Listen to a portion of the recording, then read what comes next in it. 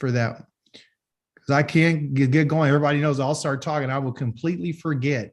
But you're right. This is good information that we could pass on to someone else who wants to hear it and understand it. So total rabah for you, Koti, for that. So Yah gives us just a little bit at a time. That's what he's doing for us. Just give us a little bit at a time. But the cycles are never going to change. Yah's going to bring us right back here. When we get through this cycle, we'll go through it again. Okay. So we'll go ahead and get started. And today I have something special. I'm going to blow our shofar in introducing ourselves to the Most High Yah. He is our King. He is our Elohim. And, the blowing the shofar was a sense of, gathering the people, but also to exalt Yah. It was given in the Moedims. You're supposed to blow it for the Moedims. And a lot of people say, oh, you should only blow it at that time. Which there is nothing in there that says you can't blow it any other time except for those Moedims. You blow it on the Rosh Chodesh, you blow it on the full moon, you blow it at some of the other festivals, right? But also too is a time of, for war, to go to war, but also a time for Yah to hear you. So I'm going to blow the shofar and we'll go ahead and get started.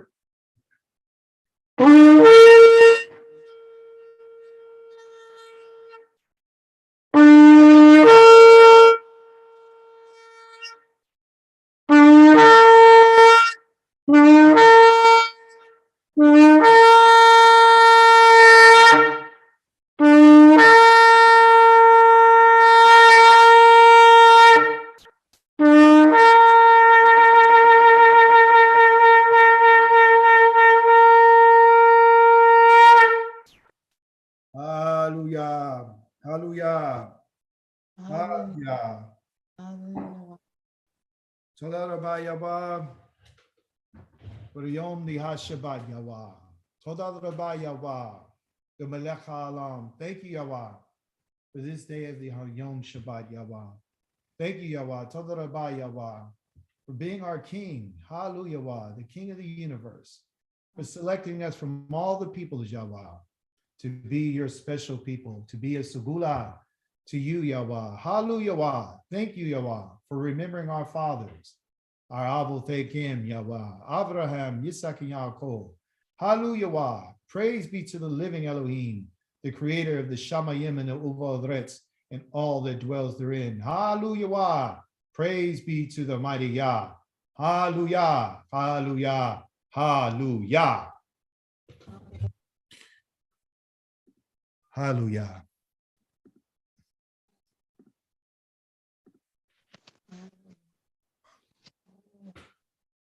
What a call.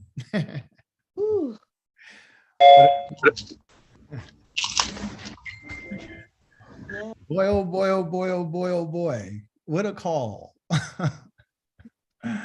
Yah has designed a ram's horn, okay, a condu, okay, it comes off the side of the head of a ram, of a condu, of an antelope, in order to make a certain distinct sound, to call out to him.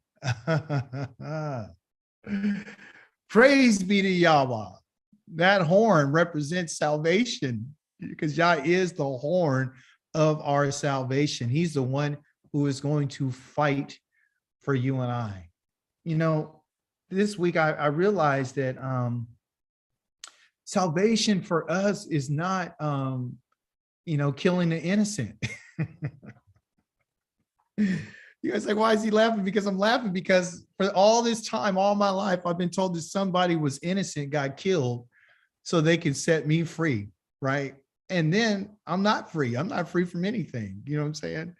I'm still exposed to the elements. I'm still exposed to sin. I'm still exposed to all these different things.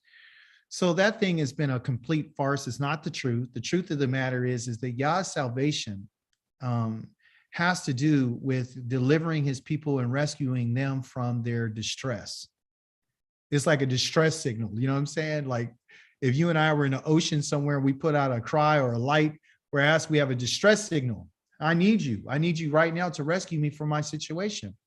So Yah has rescued his people on many different times. And we've read this over and over and over again.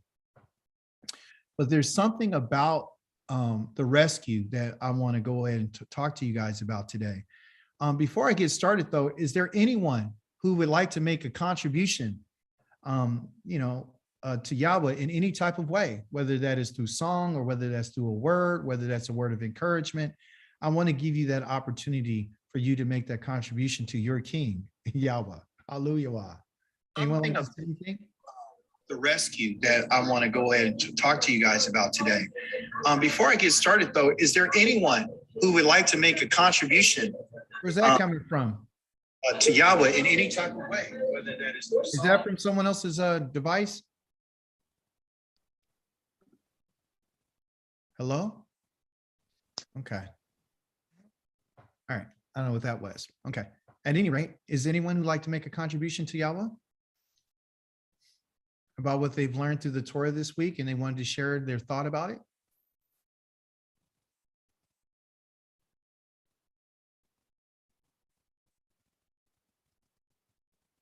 Going once, going twice. Sold. Hallelujah. Well, let's go ahead and get started with our presentation. All right. So the goal, let me see right here, is for us to know how to make a cry out to Yah. Okay. That's what this goal of this lesson is. Yes, it deals with Pinchas and it talks about him and it talks about what he has done in terms of making atonement for the children of Israel. Absolutely true and right. And we understand how he did that and how he made atonement for the children of Israel through the death of those who are wicked. Let me go ahead. Give me some time, you guys. Hopefully the internet, can you, let me see. All right, here you go. Can you see my screen? Yes. All right, wonderful. All right. Got a whole bunch of Hebrew words up here. Not too many for you though today, though. I've been thinking about how I've been, teaching you, and what I want to do is introduce little pieces, just little pieces that I can to get you to understand how things work, right, in the language. So one of the words that we're going to be learning today is called me, and that's that M and that I. It's called me. Can you guys say that? Me. Amen. Like in, like if you were to say mit, or you were like to say mip, okay? That is an I sound, okay? So me, okay? Not me. It's not me, okay? It's me, okay? Like in mitki, okay? So me. And me means who. That's what it means, okay? So you're going to see this word a lot today. This is the word that Yah wants me to teach you. Also, too, over here, I've already taught you this word, ma, and ma means what, okay? But also this lama is meaning a word for why, okay? So again, in Hebrew, they don't use punctuation marks. What they use is words, okay? So no symbols, just words. So we're going to see that word like me avo. We're going to see me mishpaka. So there's words that you already know, but I'm just adding to your vocabulary, and you're going to see this a lot, especially those of you who read the Torah in its original language. Okay. So me, who is Pinchas? Who is he? We know that Pinchas is a son, but we also have to understand that his name also represents his character and what his mindset is. I believe that the Torah has been written down for us through time, through thousands and thousands of years, for you and I as the offspring of Abraham, Yitzhak, and Yaakov, in order for us to get these messages that Yah has for us. Yahweh has encoded the Torah with a language which speaks to the soul, okay? not to just the intellect of a man, not just to his intelligence, but also to his soul and her soul, okay? Their souls. And so Yah is letting us know through names, okay, which we'll see. Shame. Shame is name. Okay, that's what it means. And it's spelled S-H-E-M. Hebrew, a shin, a mem, and that's it. Okay, shame. And shame means name. And forgive me for that last mem. It's this kind of mem. It's a final mem. Shame. Okay. You also this word, and it'd be like this: 2 dots right there. Shame. Okay. Or it can be Shem. Okay. Or it could be Sham. It could be any of these things. Okay. And also look for Sham. This means right here, the shin represents 2 teeth. Okay. 2. And then this mem right here means water. So 2 waters. So what are the 2 waters? You guys remember, what are the 2 set bodies of waters that Yah has made? The Shamayim. There you go. It's right there. Praise the mighty Yah. The Shamayim. That's where it comes from. Okay. Your shame is your breath. Okay. Shame is your breath of you. And then where do you get your breath from? You get it from the Shamayim. The breath of you is what they would call your character, who you really are. So whatever, and what do you do with your breath? You breathe it, but also too, you use it by speaking. You use it to speak. Speaking is huge. It's one of the biggest things that you and I, one of the greatest gifts that you and I have. And we have an ability, and what we speak will eventually tell us what kind of character you have. All right. So Pinchas has his name, and his name represents what they would call the mouth of the serpent. This right here, this peh right here means mouth. And the last part is what they call nakash, and nakash means to be a serpent. They also have him identified as being like bronze, or in some cases black. Okay, the dark one, that's what he is. He has a mouth of a serpent, okay, meaning he was quick, as a serpent would be, and responsive. Okay, so I ask you, who is he? Min Pinchas. Who is me? Who is Pinchas? Okay, me. Who is Pinchas? Is implied. There is no word for is in Hebrew, or are, or is, or a. Okay, so it's always put in there just for translational purposes. So me means who? Who is Pinchas?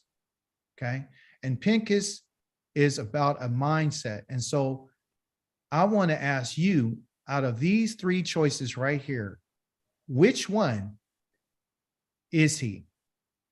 What's his mindset? See. He's C.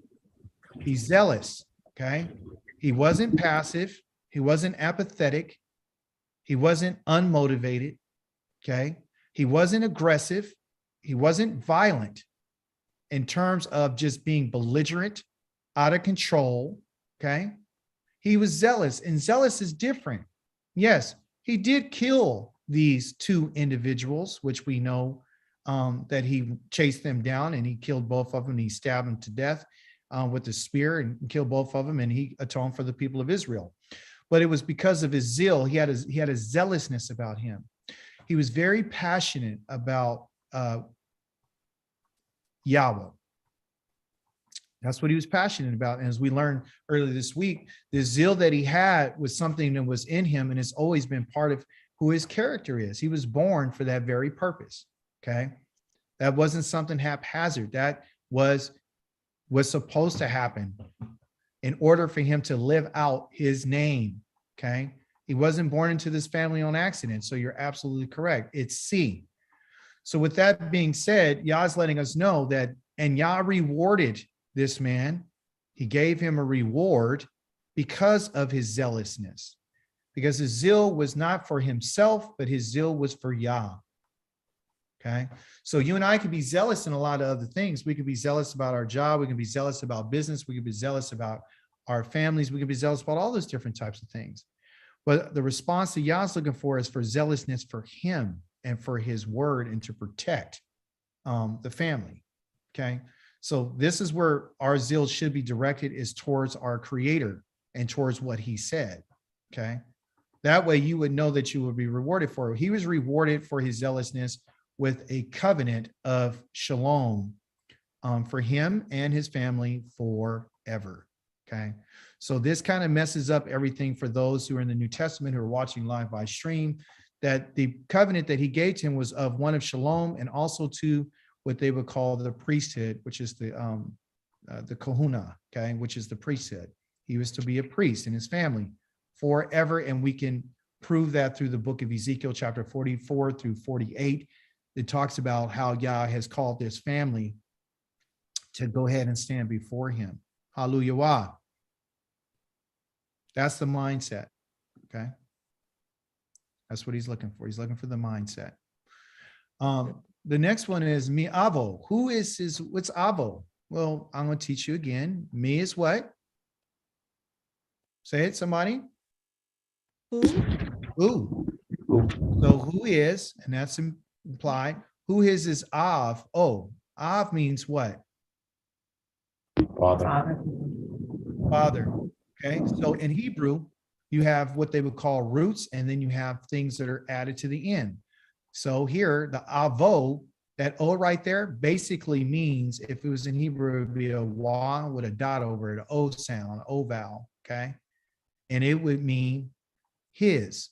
Okay. So anytime you hear O on the end of a noun, it means his. Okay. This is very simple. This is nothing but pieces to a puzzle. So the pieces of the puzzle it is, I want everyone to say me avo. So my question, because this is a question, right? I'm using a word to represent a question. It's called an interrogative. I'm interrogating you. Me avo. Who is his father? Who's his father? Is it Aleph, the Bet, the Gimel, the Dalet? Which one is it? Who's his father? Dalet. The Dalet. It is Eleazar. Okay. Who was Moshe to him? Uncle. Who was Nadav to him? Cousin. No, he's his uncle. Nadav and Eleazar are brothers. Okay. Aaron had 4 sons. His sons, first one was Nadav. The next one is Avihu. The next one was what? Eleazar. And the last one is Ithamar. Those are all the uncles of Pinchas. The first 2 died. Nadav and Avihu were canceled out because they lit strange fire before Yahweh. So the only 2 that were left was his father, Eleazar, and uncle Ithamar. Okay. So Eleazar is his avo. Me avo. Okay. Who is his father? Eleazar. And what does Eleazar's name mean?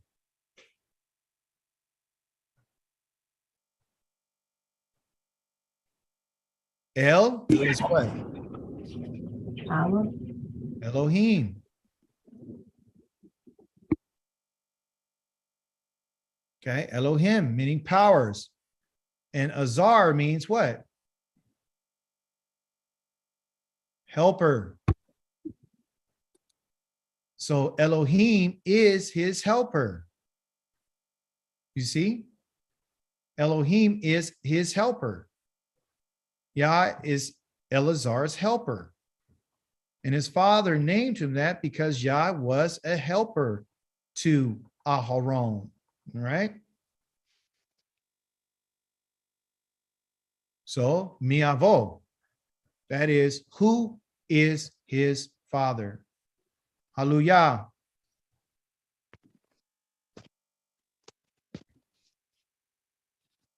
The next one we have there is called the mishpachah. What's mishpachah? Family. So when I say mishpachah, what am I saying? Who is the family? Yeah, whose family? His family. Okay. That's what it means. Okay. So that I want you to let you know this whole entire Torah portion is about families. We're not religious. This is about a family. This is about families. This is about mishpachas. Even our enemies, okay, our family. Okay. I'm introducing you to another word here that you're going to learn today, which is the basis of our studies, called zarar. Tsa, like, this little sound right here. The tsa right here, that the T, the Z, and the A is from this. If you look at a word called rats, it's this sound on the end of the word rats or bats. It's that tss sound. Okay. So anytime you see that, tss, then you go tss, tss. And so tsa, tsa, tsa, rar. Okay. And zarar means distress. It means pain, anguish, discomfort, anxiety. It has many different meanings. So I asked the question, me zarar, who is distress? Well, Yah has told us in the Torah portion, it's a family called the Midyanim. Midyanim, okay? They are the Zerah, meaning Zerah means the seed. They're the seed of Abraham. That's who they are, okay? From which mother or which woman? So the question I have is Mid Zarar, meaning who is this? And we say Midian is the seed. That's what Zerah means, the seed of Abraham. From which woman? Which woman? That's what Isha means. It means woman. So the question I have for you is, which one of these women, one of these Ishot here, are the mother of Midian? Was it Sarah? Was it Hagar? Or was it Keturah? Where did Was this? it Hagar? Huh? Was it Hagar? Let's see. Anyone else? Abraham took another Isha, whose name was Keturah. She bore him Zimran, Yokshan, Medan, Midian. Okay. Midian is the name of the son. I call him Midnayim because that's his people. Okay. So Keturah is the mother of the Midian, the Midnayim. She's the mother. And so what we're showing you here is the family that is causing these problems. Okay. Is the family of the Midyanim who caused some problems for the children of Israel. And we also know that the Moabs are from the family of Abraham as well through Lot. So it's from Keturah, but they are the sons of Abraham that had caused the distress, which is the Zarar, for the children of Israel. So there are seeds within the body of Abraham that will cause problems for the seed of Sarah. You see, so the Zerah or the Zarar comes from Keturah. Did there come any Zarar from Hagar? Who did she have? Who's her son? Ishmael. Thank you, Ishmael. So Yish, Elim, or Mishmael. Okay, that means that Yish or Ishmael. That means that Yah hears. Okay, he heard him. Okay, so this is the Yishmaelim. So you'll find the Yishmaelim, you'll find the sons of Keturah that are going to be what they would call the Min Zarar, that causes distress for her seed that came from Abraham. Okay. What am I telling you? What I'm saying is, if we talk about seed, we're talking about a garden. Okay. We're talking about a land, and we're talking about that which is planted, because that's what you do with a seed. You plant it. So there's a seed that come from Abraham that came out of her. There's a seed from Abraham that came out of her. And there's a seed from Abraham that came out of her. These two right here, along with Lot's family and a whole bunch of other people, are against Sarah's seed. And they're causing problems. Okay? So you have the outward outliers of family members that are extended, that their whole mission is to cause distress and problems. And this is what Yahweh wants to deliver his people from. This is what he set us aside for. Okay. Over here, it's me, meaning who. I'm introducing to another word, which you should know, called shalak. Okay. Mishalaku. Mishalak. Ooh. Okay. In Hebrew, again, you're going to have root words. That's a root. And then here's an ending. The endings usually tell you something about the people, whether it's an individual or it's a group. Okay.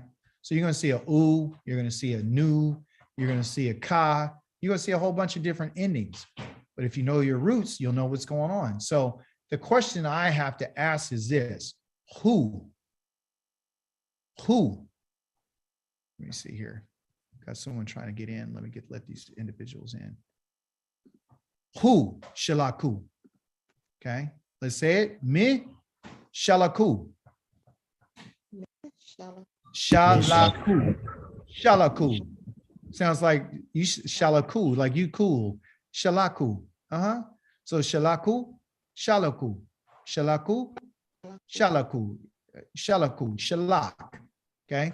So in Hebrew, you're going to always say shalaku. Shalaku. You're always going to have a consonant and a vowel. So why I say is 3 syllables, because I got sha and I got la and then I got ku. You see? Shalaku. Not shalaku, shalaku, shalaku. So mi shalaku. And what does it mean? Well, I'll show it to you. Because this is where this word comes from. This is where the zarar comes from. The zarar comes from the people that are sent.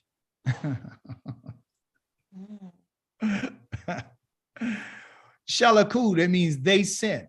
Okay. I told you at the end of the Hebrew word, there's a suffix. It's a suffix. Okay. This is what they call the root. The sent right here is this shalak. The u right here is they. This goes together. Okay. So when you read it, you would literally, when you look at this, you would go, they sent. Okay. And then you would transliterate it or translate it, they sent that way. So you're going to read it from Hebrew in this direction, and then you're going to translate in that direction. And you'll get used to that when you come to class. We'll continue to go over that. So Yahweh said to Moshe, treat the Midyayim, okay, which he knows that Yah knows that this is their family. This is Abraham's seed, as enemies. This is what Yah tells them, to treat these people as your enemies and attack them. Attack your extended family. Okay, so I know a lot of us have family all over the country and all over the world. Okay, but I want you to understand something. You can have people within your own family that live in your house or outside of your house or part of your family, extended family, that their goal is to attack you and to trick you. Okay, they'll trick you. And how did Israel get tricked? It says because they are treating you as enemies. Yah's talking to us. He's telling us right now how you can find out who your enemy is. Your enemy is going to use trickery to deceive you. The trickery here was started with what? How did they trick them? What did they do?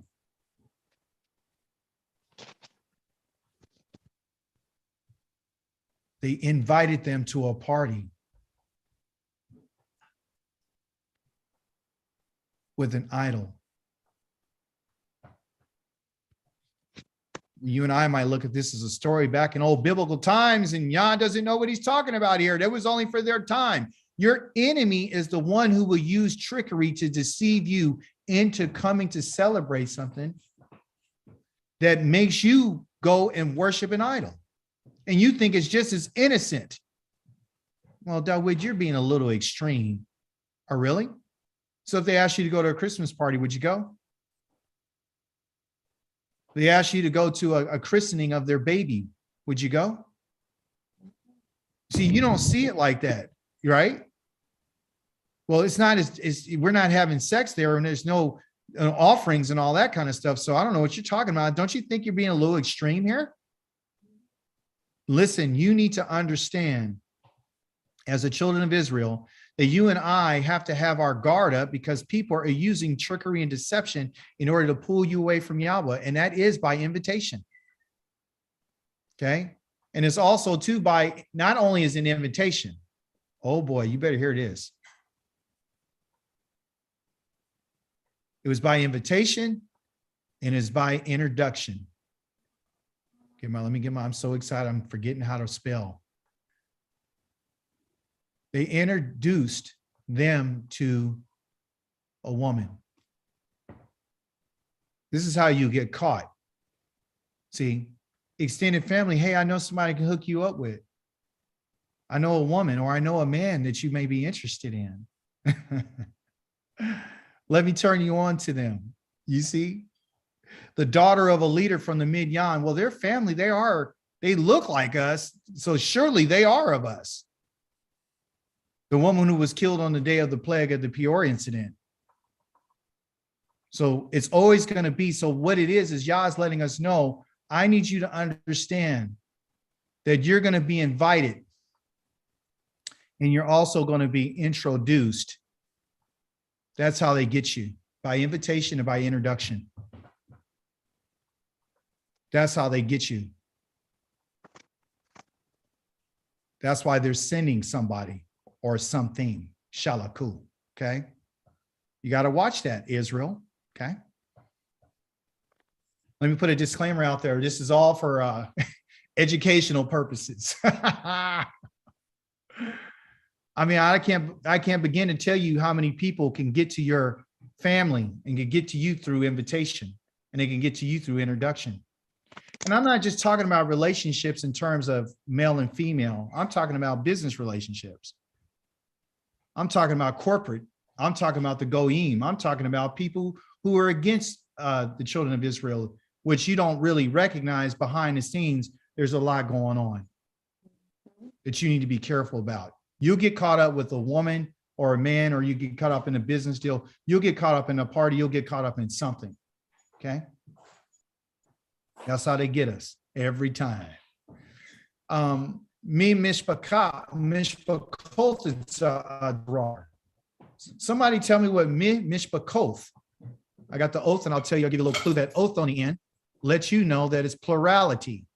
But we know what mishpakah is, and we know what this is. That's who. We know what that is, and this means S. And then zarar means distress. So somebody interpret that for me right quick. Translate it. Whose Give me a family's shot. distress? What? Who family's distress? Yeah. Whose family is distressed? Who are these families? Okay. And distress means who can cause it. So we know about the Midyayim. Okay. We know about the Ishmaelim, the Yishmaelim. We know about them. We know about the Edomites. We know about the Moabis. But now we're going to find out about some other families that you and I didn't know until today.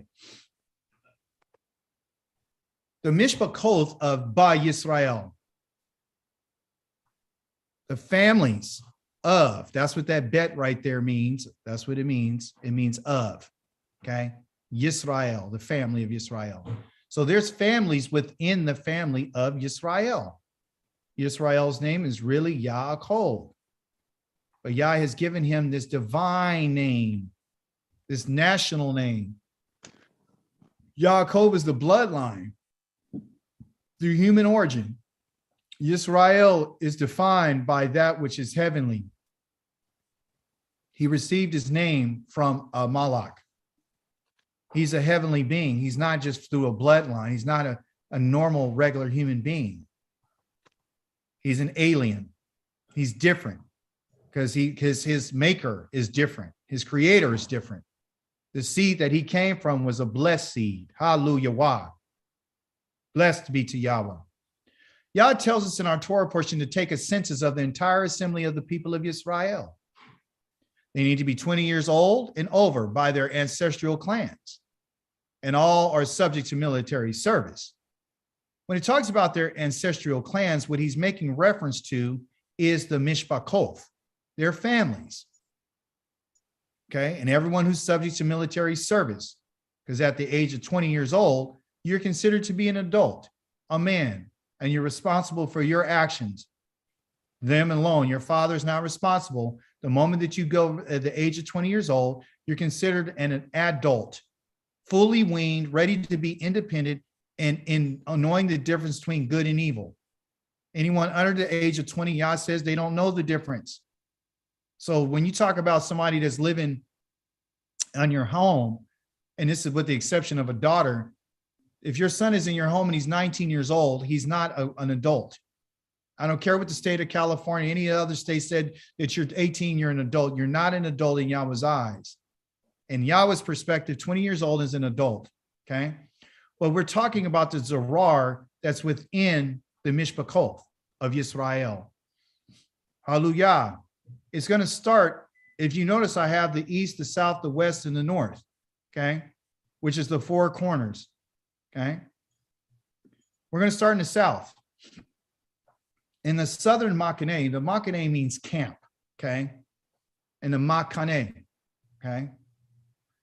We have these three in particular tribes that were in that part of the region. So when Yah established the children of Israel and he gathered them, he numbered them, he put them all in their divisions. Okay, so in this in particular slide you have right here, you have Reuven, Shimon, and Gad. They're on the south side. They're on the south side of the camp. So in the center of the camp is Yahweh's Mishkan. So they were on the back side of it. As you notice over the Torah portion over the last few weeks, we saw several people that came out of Reuven's line, like Aviram and Dathan, who got, and their families got opened up the earth, who caused this big division and wanted to have another congregation. We see that their population was decreased by 5.96% when they did this census. They lost 5.9% of their family. We also see that there was a 62.56% decrease in population for this in particular tribe right here. And this is on the south side of the tabernacle. And then, of course, God, you have 11.28% of a decrease. So by the numbers alone, okay, you see nothing but sheer failure, okay? This is, and that decrease right here is represented by what we would call death, okay, which I should put it in its appropriate color because it was a silencing, okay? Death is called in Hebrew muth, okay? Or sometimes you might hear it spoken as math or moth, okay? Moth or muth, same thing, same letters, the mem and the tav, okay? It means death. Death in Hebrew means to be silent. That's what death means. Decrease in numbers means I'm going to silence you. Okay? That's what it means. So as you can see, there was so much trouble. Now you were asking yourself when you're reading the Torah portion this week, why all the recount of the census? It's because Yah wants to give us an understanding about what's going on with the people. Okay? So as you can see, by the sheer numbers alone, there was a great amount of death and muth that happened on this side of the camp, a great amount of rebellion. And so Yah had to do something to silence these people. This is where a great number of problems for the nation of Israel came from these people here, okay? It's indicative by what their death count is. Somebody Feel free to translate mishpachah.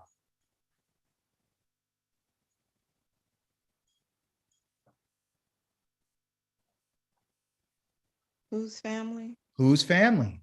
Thank you. Thank you. Whose family? Mishpachah. Let's take a look. Let's find out. Let's take a peek. Whose family was causing this zarar, this distress? Okay. The name of the man from Israel was killed and put to death with the woman from the Midian was Zimri. He was the son of Salu, the leader of one of the clans from the tribe of Shimon. If you look back, Shimon was 62.56%. When this man brought this woman back, he went to his brothers, not his family, his brothers. I mean, probably including cousins. Look at this bad one I just got back. You know, she ain't Israel, but look at her. Woo! Got a bad one right here. And he brought her back and they were all, looking at her, right? That's the family. So this distress was caused from somebody within Israel's own family. Let me tell you about Shimon, okay? Since this is where all these problems are coming from. Shimon was named by his mother. And when she conceived him, his mother's name is Leah, one of Yaakov's wives, okay? The one he got, not that he wanted her, but that's who he received. And she was unloved. So she conceived after she had her first son, which is Reuben, okay? So this is Reuben's brother. Okay, and this is the second oldest. She conceived and gave birth to a son and said, it's because Yahweh has heard that I am unloved. Therefore, he has given me this son also. And she named him Shimon. So the word Shimon means to hear. Okay. All right. So you can see the shin in there. We can see the, the letters of his name. The shin right here. And then you see the mem right here. Oh, look at that. You got a mem. Oh, it looks like our word for shame. It looks like our word that could be for sham. It could be for the name, or it could mean a place. Okay. The two waters. Okay. And it also means the breath. Oh, really? When a woman is pregnant and she feels a certain way, she passes that information on how she feels to the one that's inside of her. Because she's speaking. That's you and I would understand that women who go through a lot of trauma when they're pregnant, the child experiences it and feels it. So here's the bottom line. She at that time was feeling unloved. Okay. That's how she felt. Yah gave her a son and she called his name Shimon. But a lot of people don't understand that Shimon was hearing everything that his mother was saying, and the way she felt was transmitted onto him. And this is probably one of the reasons why the breath of him, the behavior of him. So he's being heard all the time. So what this means is this: a person that wants to be heard all the time is a person that does a lot of talking. And if you can see, according to the numbers, they were doing a lot of talking. Over the last 40 years, you and I, or prior to this, we heard that they were always making a bunch of complaining. So all the complaining and talking primarily was coming from this family. It makes sense now when you think about how the mother felt, because the people who were doing a lot of talking had always claimed that Yahweh didn't love them and he brought them out there to kill them. Oh. This stuff is transmitted to your family and your sons and your daughters. You understand? So we're talking about family. So as a result of this, these people felt unloved because that's how their mother felt. So when she was sitting there holding the baby, she's like, hopefully now my husband will love me because he's with Raquel. He really loves Raquel, but he don't love me. So every time she had a child, she'd have to sit there and endure watching this man with some other woman that she felt like she was being disregarded. You understand?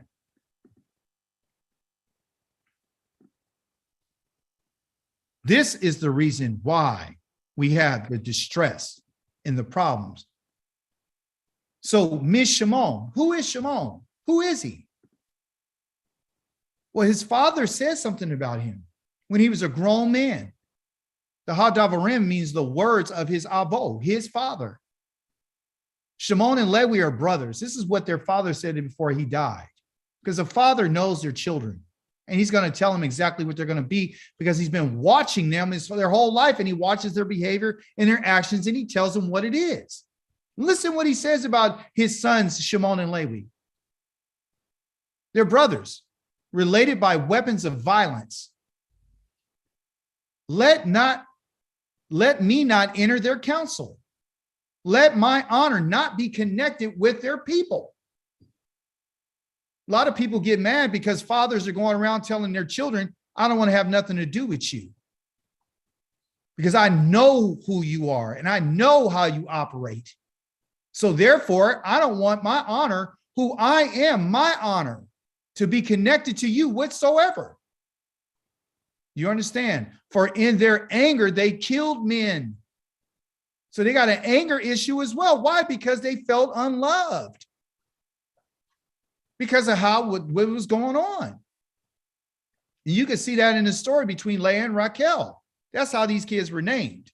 And at their whim, they maimed cattle. They would, just for fun, they would break a cattle's ankle so he can limp and not be able to walk. That's how sick these people were. Cursed be their anger, where it has been fierce, their fury, for it has been cruel. So the cruelty, the fierceness, and the anger didn't start in Mitzrayim. This has been part of their character the whole entire time. And therefore, because of this, the father said, I will divide them in Yaakov.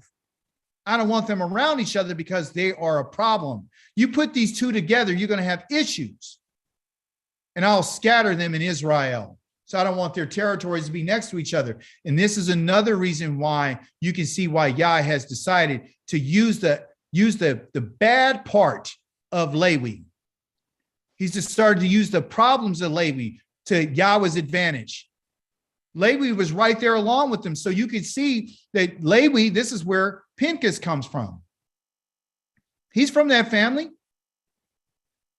But Yah says, because you've been set apart from me, I'll turn that anger into righteous anger. I'll turn that fierceness about you towards the fierceness for me. I'll put a fury in you for me. You understand? I'll reverse this because now you've been set apart by me. And Yah has divided Pinchas and his family from all other families to use what's inside of them. So what can we learn from this? Yah can take the very worst part of us. You need to hear what he's saying today. I will take the worst part of you and turn it around and use it for my glory. I don't care where you came from. I don't care what your experience has been. I can take the worst of you and I can use it for good, for my glory. But of course, we see here through our study of the Torah that, and if you did the math, you would find that what we're seeing is that this was not the case with the family of the Shimon. 62.5% decrease. 11.28 decrease. Deaths. Get rid of them. We're going to the east. Look at here. On the eastern side of the Makane, the camp, we have Yehuda, Yissachar, and Zebulun. This is who Yah has put together. What does Yehuda's name mean? Praise. His name is praise. So what you and I can see, there was a negative 9.5%, 5.52% decrease in praise. Oh, better hear me. When praise decreases, people die. Because Yisrael was designed and born and formed and shaped and made and exists for the praise of Yahweh. And when the praises are decreased, people die. Now, I want you to understand something. We could have been, this didn't have to be. Do you understand me? This is Israel's own doing. Yissachar's name means wages, payment. He got decreased by 14.89%. But there you go. You got a 5.41% increase on Zevulun. So who is Zevulun? Who is Zevulun? Zevulun, his name, Shem, his name, and what's his name? Shemo. So if you want to say his name, or my Shemo, or me Shemo, me Shemo. If I went to you and said, hey, me Shemo, and I'm talking about a third party person, you would tell me, oh, that's such and such. Because the Shem is name and the O is his. You see, the Hebrew ain't hard. It's just a puzzle. You learn with the vocabularies, you know, the suffix and the prefix, you put it on the front or the end or the middle, you know what it is. Their mother Leah said, Elohim has given me a wonderful gift. Now at last, my husband will live with me. He ain't been living with her. Out of all the sons she had, he ain't been living with her. She had Yehuda, she had Yissachar, she had Shimon, she had Levi. She has like 6 sons. You understand? Since I born 6 sons and called his name Zevulun, meaning to live together.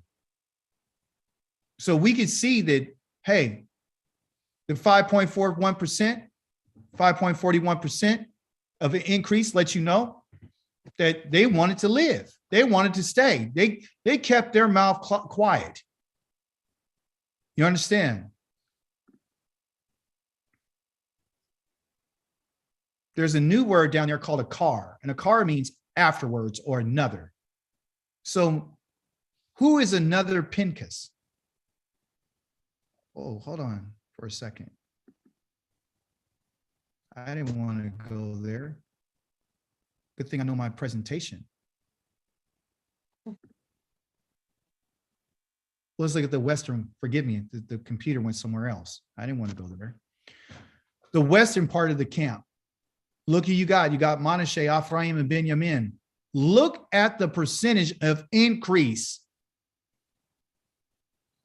63.66% increase. Just the opposite of Shimon. So where one was failing, another family's increasing. Do you know how huge this is? 63.66%. What we're talking about is increase of children, family, men. Do you understand? The more men you have, the more blessed you are. That means the bigger families you're going to have. Ephraim, 19.75%. And by the way, you need to have women to have these men. They don't have themselves. You understand? Look at the birth rate in that family. Look at the birth rate in Ephraim, 19.75 decrease. They weren't doing really well. Manasseh and Ephraim are brothers. They were not doing well. Ephraim wasn't. Came from the same father, but somebody's going to do good and somebody else is not going to do good. So somebody was opening their mouth and not doing what they supposed to have been doing. Benjamin got a 28.81 increase. So the question is who is Manasseh? Who is he? Me, Manasseh. Me. Who is he? Manasseh was the firstborn son. So look, Shemo, Shemo is his name. Joseph called the firstborn Manasseh, causing to forget, because Elohim has caused me to forget all the troubles I suffered at the hands of my family. The troubles that he suffered is called the Zerar. The problems that were caused by those in his family. Family is very difficult, as you can see. The next one is called Mi Anaknu. You need to remember this for sure. The Anaknu means our.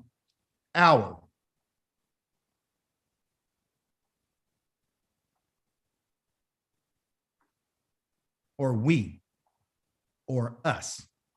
Okay? Who are we? Mi Anaknu. Anak nu, me. Who? Who are we? Okay. He's going to tell us.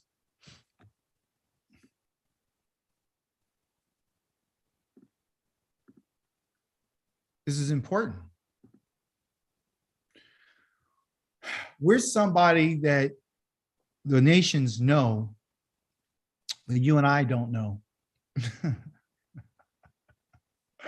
I don't got me a Naknu up there. Naknu is who are we? Okay. But there's also another question within a Naknu, which is mi avadi. I have highlighted green there, my servant. Okay. So avad is a servant. I told you it's always about a root. Avad means to serve or to be a slave. And the it right here is my. So anytime you see it on the end, that is a suffix. It'll let you know that means mine. Just like you saw the O on the end of it, like, you know, Shemo. Shemo, that O right there is his. See? And so you just put your endings onto your roots and you got it. So the question is me Avdi? I'm asking the question, who is my servant? And the answer to that question is found in the book of Yashayahu, chapter number 41. Yisrael is my servant. Yaakov, the bloodline whom I have chosen. Yisrael, the heavenly son, the one that has been given divine inspiration and name. I have chosen descendants of Abraham, my friend. I have taken you from the ends of the earth and summoned you, Yisrael, Yaakov, from the most distant parts and said to you, you are Avdi. You are Avdi. I have chosen you and not rejected you. But you and I will not become an Avdi until Yahweh has taken us from the ends of the earth.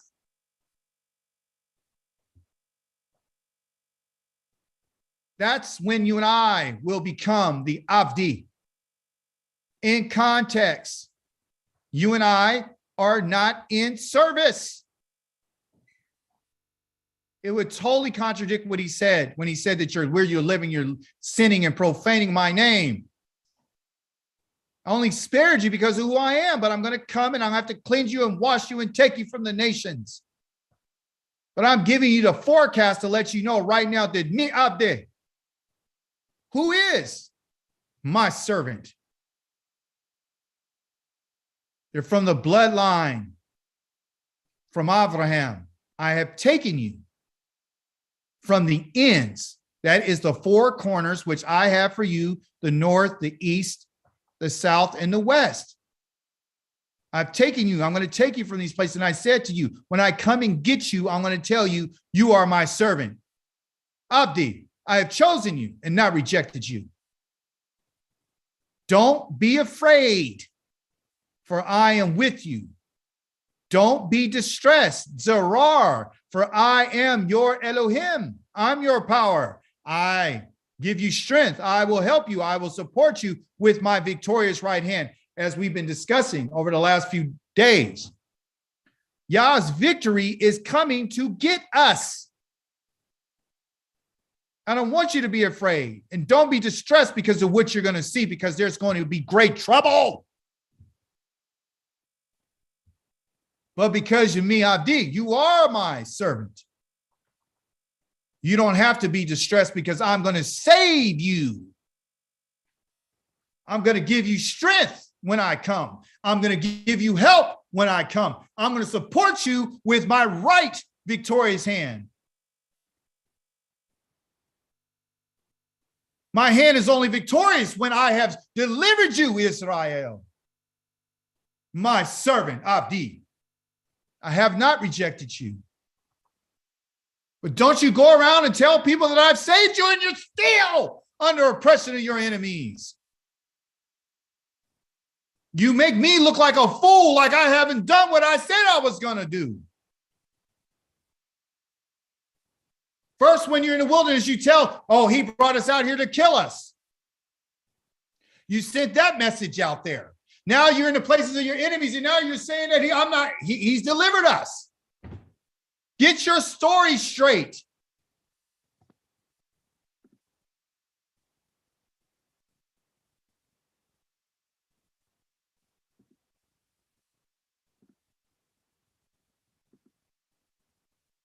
Finally, in the north part of the Machane, you have a 2.17 increase for Dan, as share of 28.68, and Naphtali the 14.98 decrease.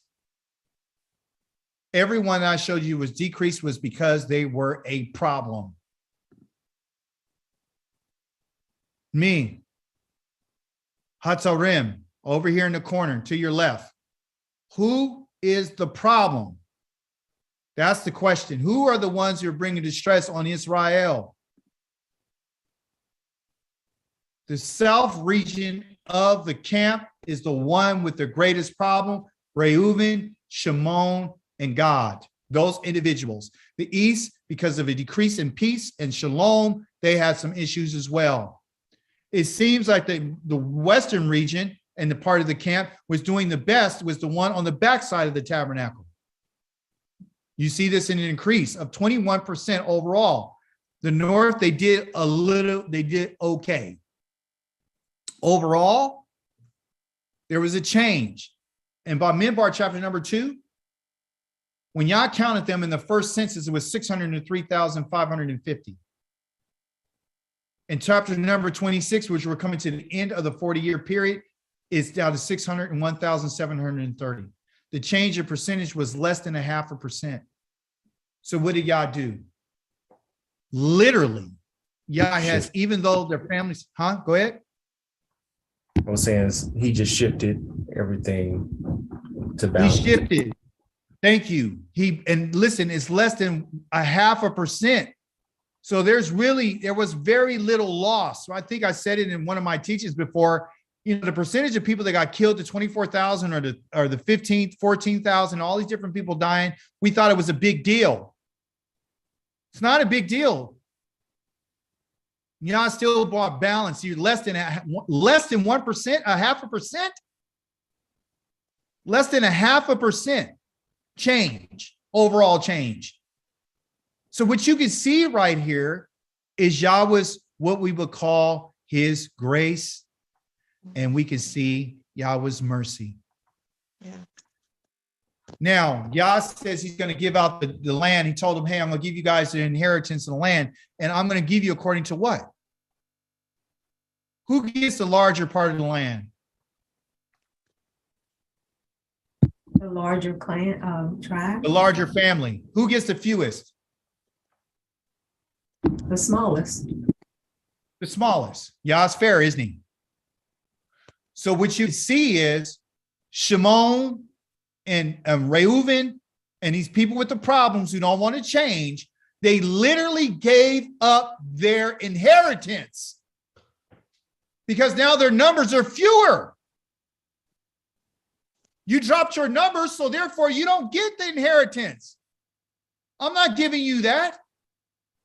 You increased, Manasseh was able to get more land because they had a greater sense of numbers. They had a greater increase. When you and I do what's right, Yahweh will increase your numbers and you will get more of what Yah has in store for you. You act a fool and you don't want to listen, you'll decrease your numbers and you deny your children. Well, why are you passionate? Because we're talking about zeal. And if you and I don't have no zeal, then your family won't continue. Pinchas' family continued because of his zeal and his passion for that which Yahweh wanted. These other people prospered, even in the sense of their family being told, you're not going into the land. Yah still allowed them to increase. There's another Pinchas, Akar Pinchas. There's another Pinchas. Show you the flip side. You can have another Pinchas. This Pinchas was the son of Eli, the priest. He had a son called Kaphani and Pinchas. They were Kohanim. But men, who are they? Who was he?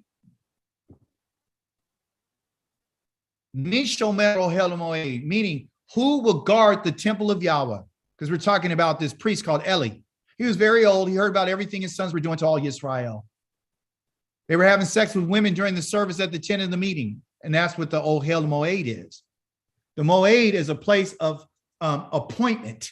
When Yah said you need to come, like we read in our Torah portion, on Rosh Chodesh, I need these offerings. I need offerings every single day. I need 2 lambs every day. I also need on the Shabbat, I need an offering. Plus the regular ones that you do, I need a Rosh Chodesh offering. And that which is in the regular rotation of the offerings, I need that for the Pesach offering. I need the matzah offering. I need the Shabbat oath offering. I need the Yom Teruah offering. I need the Yom Kippur offering. And that includes every other offering. I need the Shabbat oath offering. And I got all the offerings that I want you to do. I need the sin offering. I need all these things. And it's happening at the tent of meeting. Those are my appointments. It's the time that I assign to you. I assign to you the Shabbat. That is an assigned Moedim.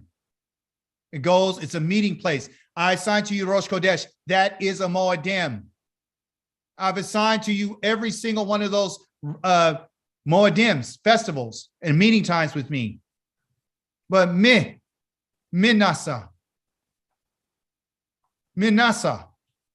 Nasa means lift, or they would have being carried. Okay, who is to carry? Who is to carry what? The responsibility. Who's to carry the responsibility of the Ohel Moed? That is, Yahweh said to Aharon, you and your sons, your sons and your father's family line will be Nasa. I'm going to hold you responsible for anything that goes wrong in the sanctuary. You and your sons with you will be responsible for anything that goes wrong in your service as a Kohanim. So when you just read right here, we talked about this man went to his sons and told them that I know you guys are having sex with somebody. Yah says, I'll hold you and whoever and their sons responsible for their behavior, whether you're a priest or not. If you don't say anything, Yah's holding you responsible. You have responsibilities to Yah, Israel. To the right, I got me, who? Who is this? Who Yada? Who knows? Because Yada means to know. So who knows? Me Yada. Who knows? Who knows what? Well, let's figure it out. Me Yada. I mentioned Yada because I want to let you know something. That Eli was a priest. He was a Kohanim, and he has sons who were Kohanim as well. But did they me Yada? Lo Yada. Eli's sons were scoundrels who did not know Yahweh. How do you mean they didn't know Yahweh? They didn't have an intimate relationship with Yahweh. They didn't follow the Torah of Yahweh. They didn't follow the regulations of Yahweh. They didn't follow nothing that Yahweh said. You can have people in your own family that you think because you're tied in and your father's a priest or your mother's this or whatever, that you know Yah, and you don't know Yah. Who's the Kohanim? You may call it in the Kohen servant.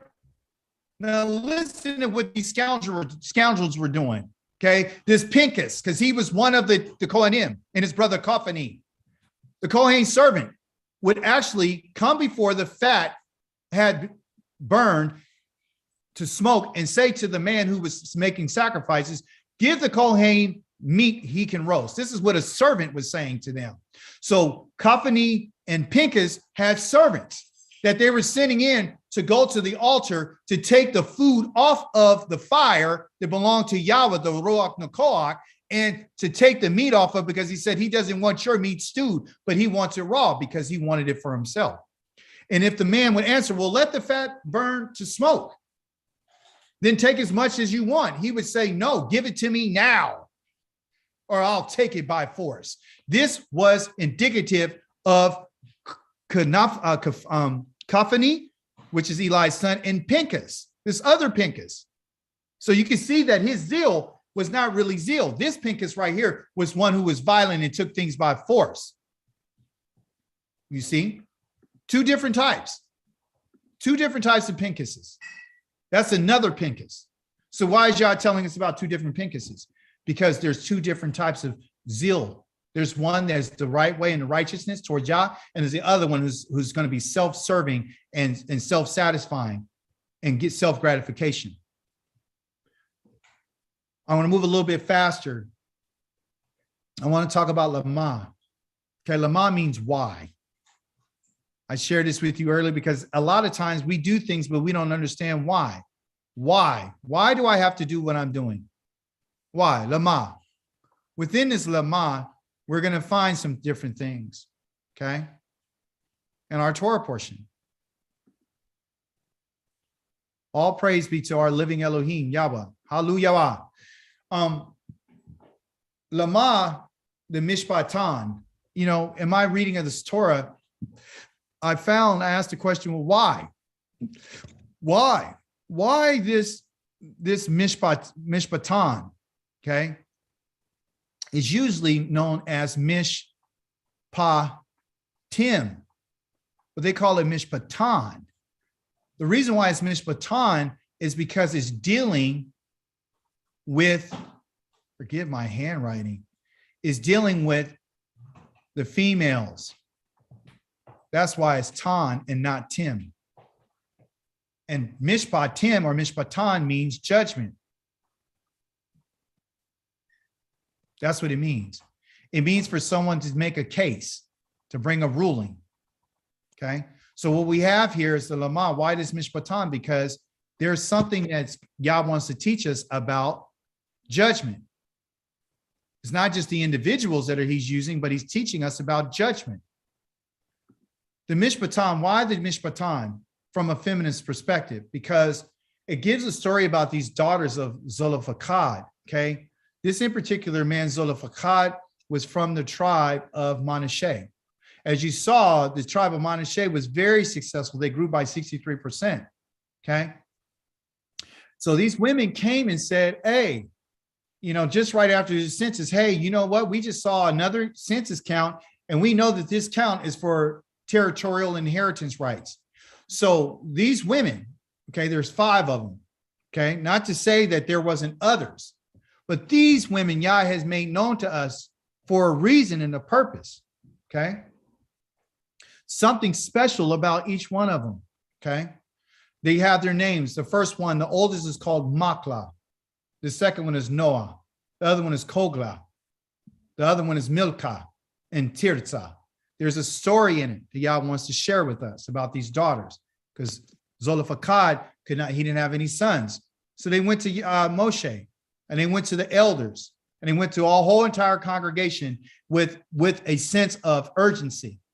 Okay, so you can see another example of this zeal, this passion that they had. They had some motivation. Malka's name, okay, in its essence means weakness. It means weakness. Okay, you said, well, what does that have in sickness?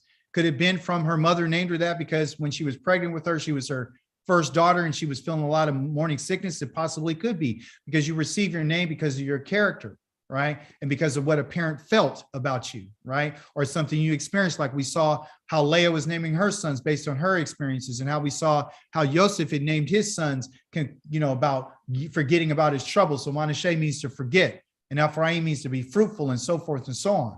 Okay, so here it is. We see that the zeal that she had some weaknesses, she had some illnesses, but that weakness and that illness still did not prevent her from having enough zeal and enough energy to go and to ask Yahweh to plead her case. She wanted an answer from Yah. And in spite of our weaknesses, oh, you better hear what I'm saying to you today. You and I still can possess zeal. You still can. You could be like Noah, Noah still, she was very passionate, even though her name means to tremble and to quiver and to shake, okay? She was not shaking, but even in her shakiness and trembling comes from a sense of insecurity and fear. Even though she felt this way, she still had enough zeal and passion in order for her plea to be heard. Yah knows what our situation is.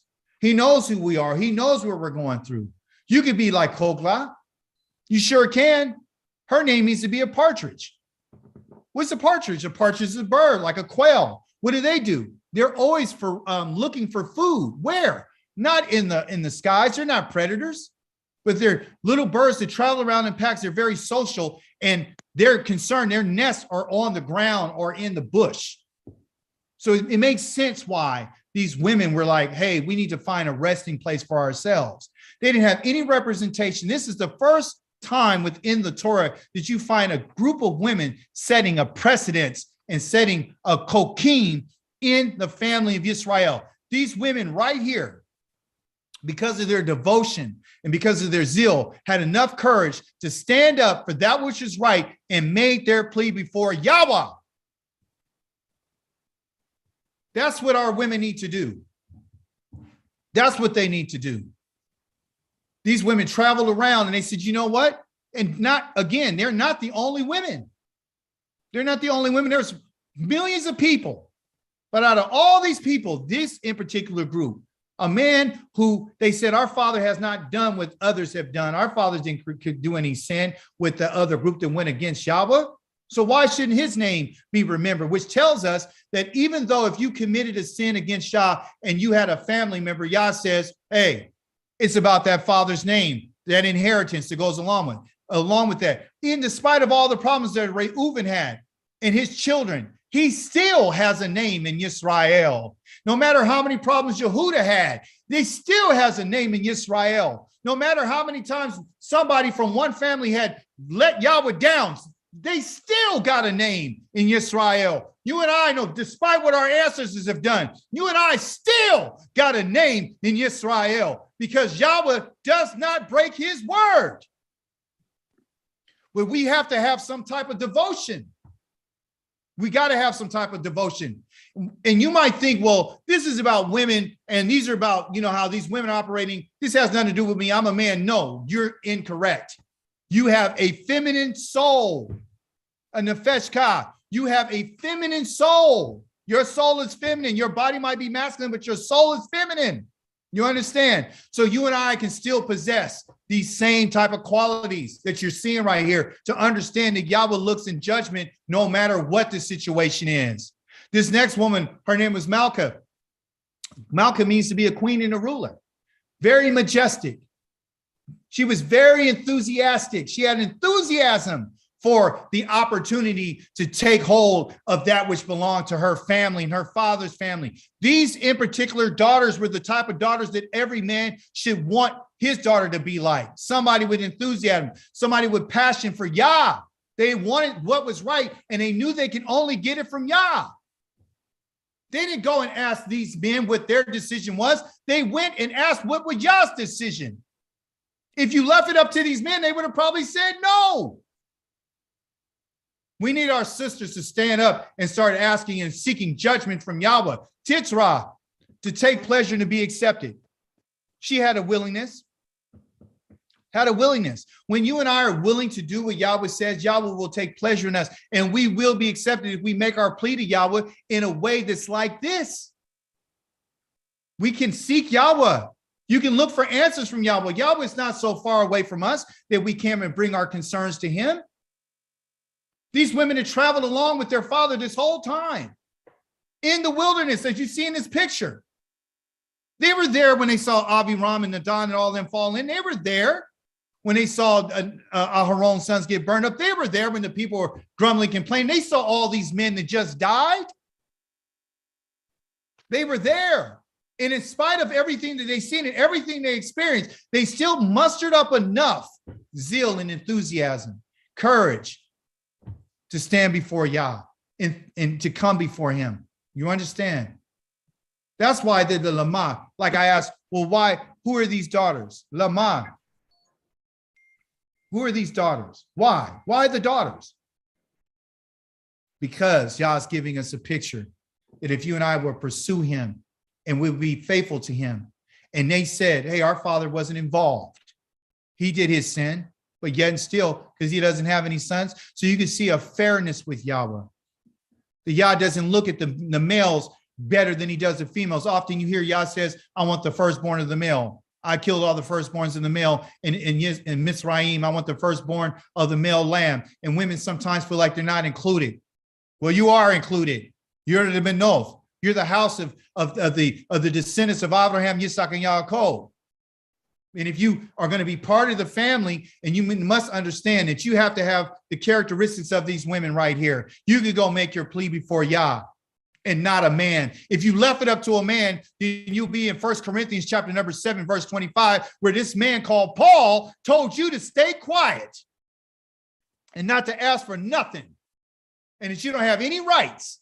You understand me? And men, if you wanted to be, it would be best for you to be alone and not to ever get married, but to pursue, the work in the Lord. We need our women, but we need our women to be strong. I'm going to this, to Shemot or Shemuel. Okay. Why the Moadims? Why did I go to Shemuel? Shemuel, before I proceed, and I'll go back, is to let you know Shemuel is a prophet. He's a prophet that Yahweh called from when he was a child, even before he was born. He was dedicated to Yah. You say, well, what's the connection between the Torah portion and this? Because you're going somewhere else. I thought we were talking about Pinchas. Well, the Holy One and the Kadosh One, the set apart one, the majestic one, the one full of glory and the one full of light and the one full of truth and the one who loves judgment and justice, had led me to this in particular prophet to talk to me, to tell me about what it is that I found in the Torah portion I didn't have an answer for, but he wants to give us the answer today. Why the Moadim? Why did he mention the Moadim inside of the Torah portion? Why did he tell us in chapter 28 and chapter number 29, this is my appointed times that you need to come and make a sacrifice to me, a roach nakor? Why? Because he says it needs to be the same as what happened in Mount Sinai. What happened in Mount Sinai? That was the giving of the Torah. What happened in Mount Sinai? That was the giving of the covenant with us. What happened in Mount Sinai? That was when Yah appeared and made himself known to us. What happened in Mount Sinai? When Yah says, I've chosen you as my personal people, my segula. That's what I want, because when I did that, it gave me a fragrant aroma. It was a sense, because I'm the Elohim who made the nose, who understands what smells like. So the life and the lives that I've given you and the way that you're supposed to live can be a fragrant aroma to me. But I need you to remind me of that. I need to be reminded of what I have done for you. I always want to have that smell and that aroma to remind me of the graciousness of who I am and how loving and how forgiving and how kind I am. I want that to happen, and it happens through your sacrifice. And it happens through this Moadim. It happens through the Shabbat. It happens through the Pesach. It happens through Matzah. It happens through Shavuot. It happens through Yom Teruah. It happens through the sounding of the shofar. It happens on Sukkot. It happens when you tabernacle with me. It happens. This is a time when you will come and spend time with me, and you and I will rejoice in what I've done for you and your ancestors and your family. Pesach reminds me about me delivering you from oppression. Matzah reminds me that you didn't have any bread when you moved out too fast, and you didn't have enough time to let your bread leaven up.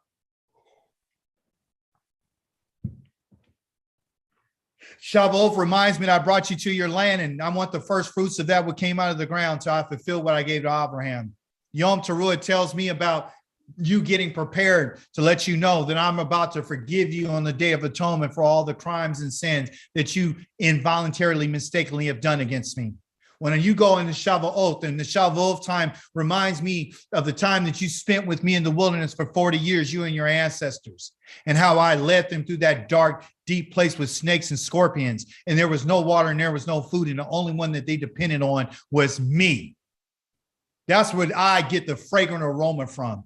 So when I ask you for your contributions, I'm not asking you this because I need them from you. I'm asking you because it reminds me of the wonderful things that I've done for you and how much I love you and me keeping my word. Why? I ask myself, Lama. Lama means why? Why the strong drink that he asked that would be poured out in the tabernacle? He said, you need to pour out the wine on the bulls and the goats and the ram and the lambs. And there's a certain drink offering that goes with each one of those elements. But there was an element of strong drink, something that's been fermenting, something that's been strong, something that's very powerful, something that could cause an individual to get drunk. So why? Why the intoxicating liquor? That was a question I had. And it says it is a drink offering to be 1/4 hin for a lamb.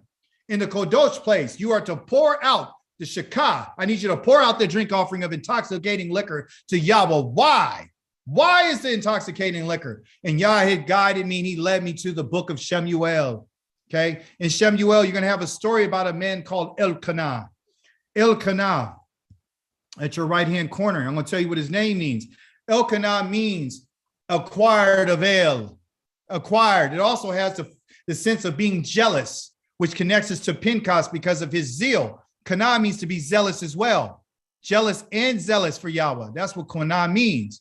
Okay. So to be acquired of Yah means that an individual has to have some sense of this. He has to have some sense, he or she, some sense of zeal, some sense of, like the daughters of Zelophehad, they have to have that mindset that Yah is looking for. And this man right here, he's a man from Ramathayim, the Zophim, in the hills of Ephraim. He's from that family of Ephraim, whose name was Elkanah, the son of Yerokam, the son of Elihu, the son of Toku, the son of Zuf, the son of from Afrat.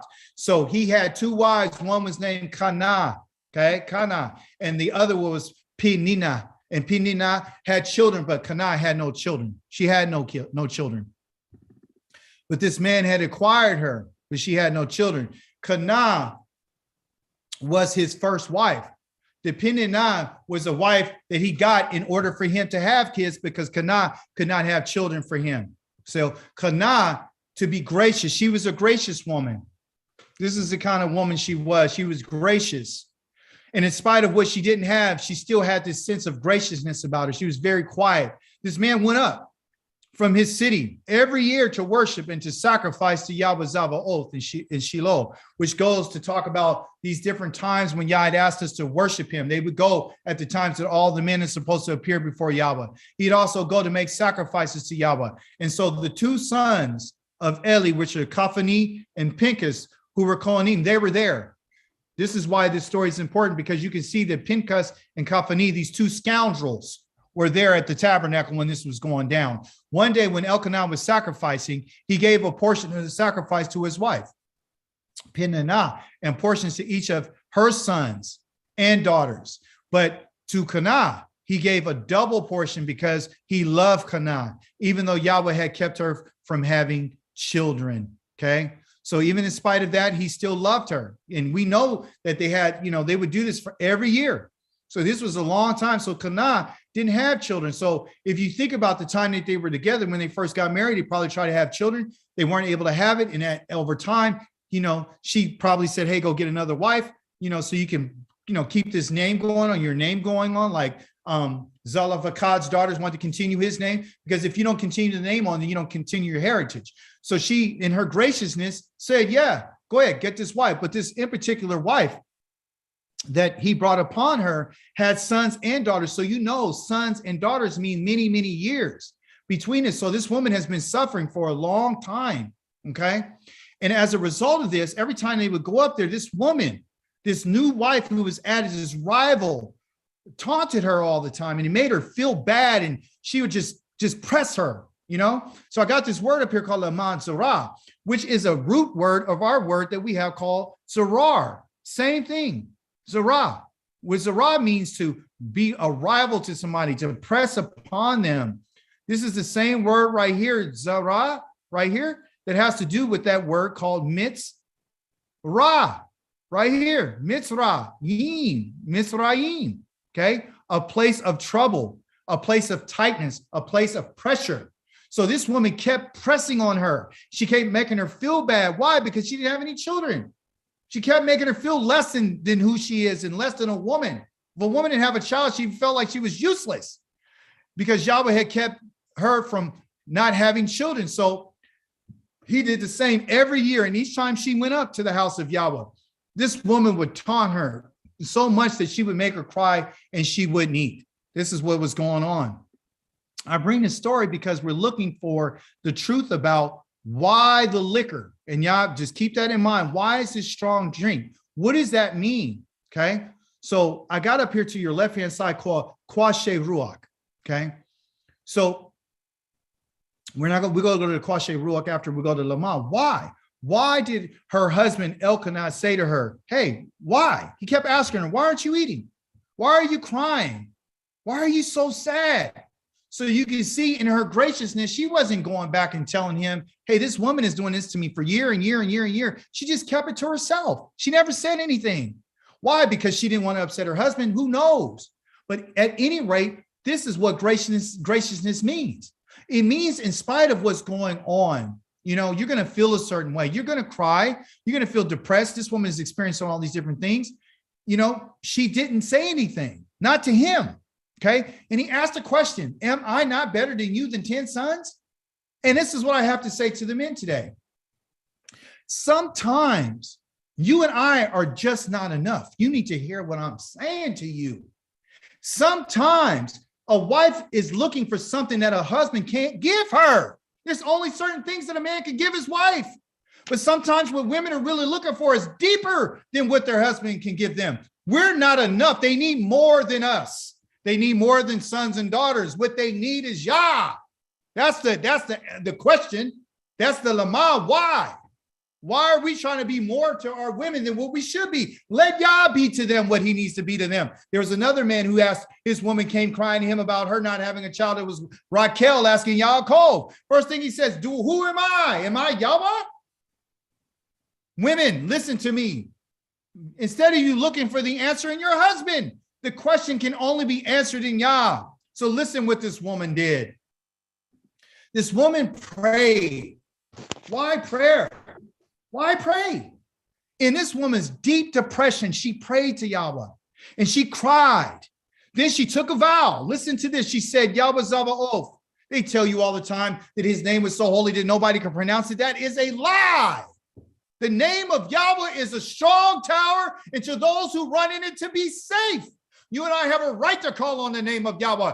She called on the name of Yahweh. She said, if you will notice how humiliated your servant is, if you will remember me and not forget your servant, but give your servant a male child, then I will give him to Yahweh for as long as he lives, and no razor will come on his head. And she prayed for a long time before Yahweh, and she did so. And Eli was watching her mouth. He was watching her mouth because he was like, man, what is she saying? She didn't say one peeping word, but her mouth was moving. Her mouth was trembling like the words you and I have for Noah. Her mouth was trembling. She was shaking, and she was sitting there. She was so angry at what this woman was doing to her. But guess what? She made her prayer known to Yahweh. Guess what she said? Guess what she said? She said, listen what she said. She said, when Kanah was speaking in her heart, her lips moved. They moved, they trembled. Like the word for the daughter of Zolvakad, Nuah. But her voice could not be heard. So Eli thought she was drunk. And Eli said to her, how long are you going to stay drunk? Stop drinking your wine. But Kanah, the gracious one, answered, no, I don't know, my Lord. I am very unhappy. I'm a very unhappy woman. That word unhappy there is the kwashe ruach. Kwashe means to be stiff. It means to be hardened. It means to be harsh. It means to be difficult. It means to all these different things. This is the same word for a stalk of grain that it can't be bent. Okay? So she's been holding on to this for so long. She said, I'm koshe ruach. My spirit is very hardened. It's very difficult. I'm not drunk. I haven't drunk any wine or strong liquor. Rather, I've been pouring out my soul before Yahweh. Don't think of your servant as a worthless woman, because I have been speaking from the depth of my distress and anger. Yah has revealed to me in connection with the Torah portion that this particular thing here is the same strong liquor that she said, I'm pouring out my soul. So when Yah asked the children of Israel to bring him this strong liquor to be poured in the holy place, Yah is asking to us to do this, to pour out our souls to him so he can remember our distress and deliver us from our anger. Sometimes we hold on to the difficulties of life, and it makes us hard, and it hardens our hearts and it hardens our minds. And no matter how gracious we've been, we still hurt. You know, some people might be able to say some things and have boldness to go out and speak. But there's others who are gracious and who don't say anything. And the only one that they can talk to is Yah. We see Zelophehad's daughters, boldness and zeal. Yeah. Here you see that this woman had enough zeal and enough passion to make a move to call upon her Elohim. She didn't look for the answer in her son, or excuse me, her husband. She didn't look for the answer from Eliyahu or Eli. She didn't look for the answer from no man. She looked for the answer from Yahweh. She brought her case before Yahweh. The daughters of Zelophehad brought their case before Yahweh. Leah, Yaakov's wife, brought her case before Yahweh. Raquel had brought her case before Yahweh. Sarah had brought her case before Yahweh. Do you hear what I'm telling you? Hagar brought her case before Yahweh. And they named their children, Yahweh has heard me. That's where the name Ishmael comes from. The name Shemuel comes from Yahweh has heard my request. Yahweh hears. That strong liquor means that it's the strength of that distress. Often when a person is really under a lot of pressure and depression, they'll use strong liquor to ease their pain, to ease their distress. And if you've been using strong liquor to do such a thing, don't be a worthless woman or a man or a worthless soul. Pour out your soul before Yahweh, and he will answer you. Hallelujah. Hallelujah. Hallelujah.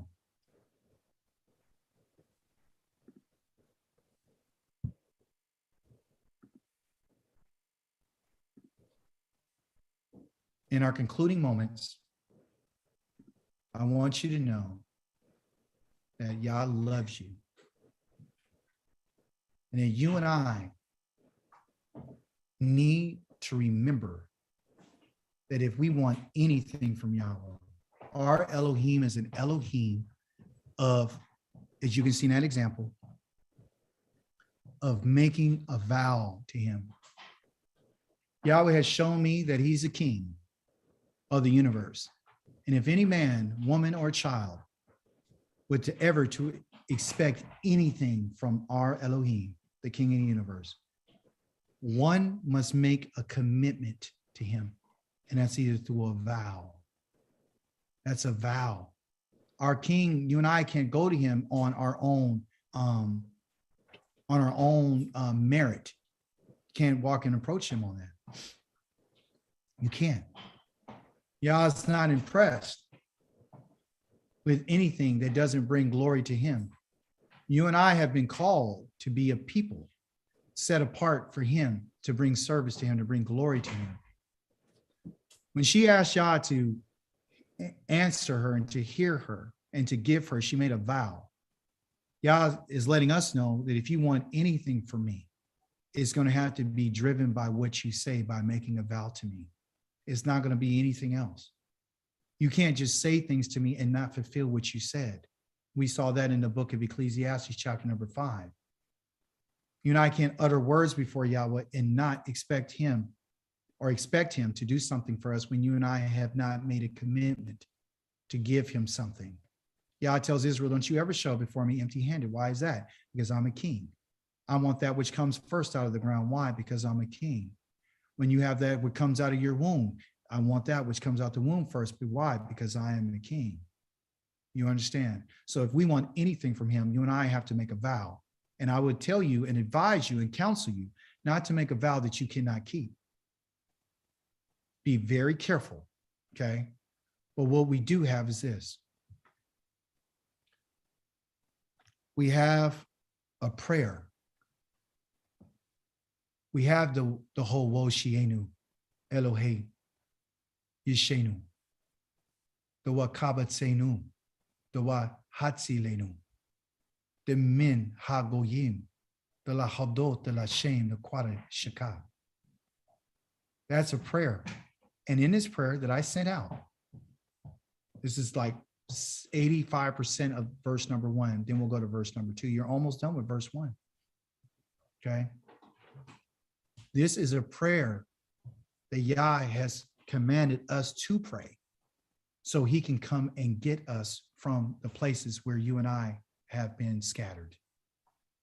You and I can open our mouths and say, Waho, or Ho-wo, she ain't new. Elo, hey, yish, enu. Save us. Elohe, our salvation. Wa, and Quaba, which is this part is Quabats. Quaba, that means gather. Gather us.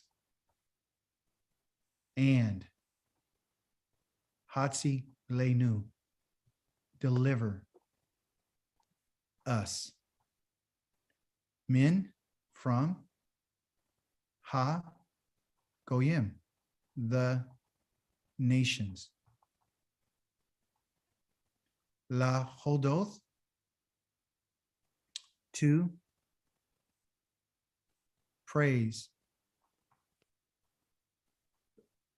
your name.